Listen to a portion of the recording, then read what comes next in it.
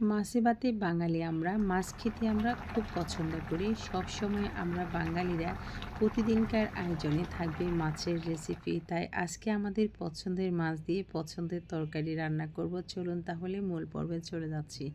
আসসালামু আলাইকুম, সবাই কেমন আছেন? আমার Facebook page furnace cooking house 450 থেকে সবাইকে আরেকবার স্বাগতম। আমি সবসময় মাছের মাথাগুলোকে আলাদা করে রেখে দিই, কারণ মাছের মাথা দিয়ে তরকারি রান্না করলে খেতে কিন্তু বেশ ভালো লাগে।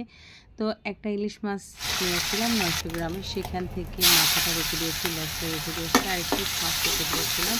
তো এগুলোকে হালকা একটু ভেজে নিয়েছি। তারপর এখানে পেঁয়াজ দিয়ে দিলাম।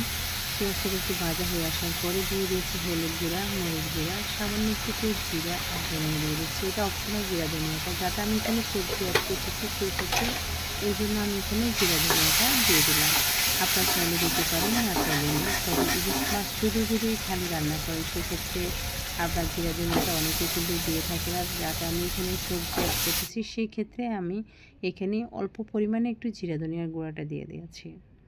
এখন এই চিকন কচি ডাঁটা আর সাথে একটা বেগুন নিয়ে নিলাম, দিয়ে এটাকে ভালো করে আমি এখন কষিয়ে নিয়েছি 3-4 মিনিট। ভালো করে কষানোর পরে এখন আমি অ্যাড করতেছি 3 কাপ গরম পানি।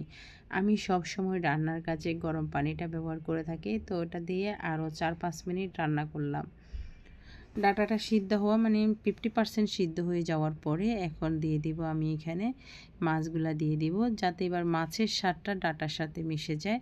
তো ডাটাটা আগে কিন্তু একটু সিদ্ধ করে নিয়ে নেবেন। সিদ্ধ করে নিয়ে নিলে সেই ক্ষেত্রে হচ্ছে কি মাছটা কিন্তু ভেঙে যাবে না। আর ইলিশ মাছটা তো এমনি নরম মাছ, ডাটার সাথে সিদ্ধ হতে হতে মাছের অস্তিত্ব থাকবে না। তাই ডাটাটা 50% সিদ্ধ করার পর এখন মাছগুলোকে দিয়ে দিয়েছি। বন্ধুরা, আপনারা কি পছন্দ করেন ডাটা ইলিশ খেতে? আমার কিন্তু বেশ পছন্দ। আর আমার বাচ্চারা যে ডাটাটা খেতে এত পছন্দ করে, তো ওদের জন্য আমার প্রায় ইলিশ মাছ যখন রান্না করা হয় তখন এভাবে আপনার ডাটাটা রান্না করা হয়। তো উপরে কিছু কাঁচামরিচ দিয়ে দিলাম, দিয়ে আরও 3-4 মিনিট আমি রান্না করেছি। রান্নার শেষে দিয়ে দিচ্ছি আমি এখানে ধনেপাতা কুচি।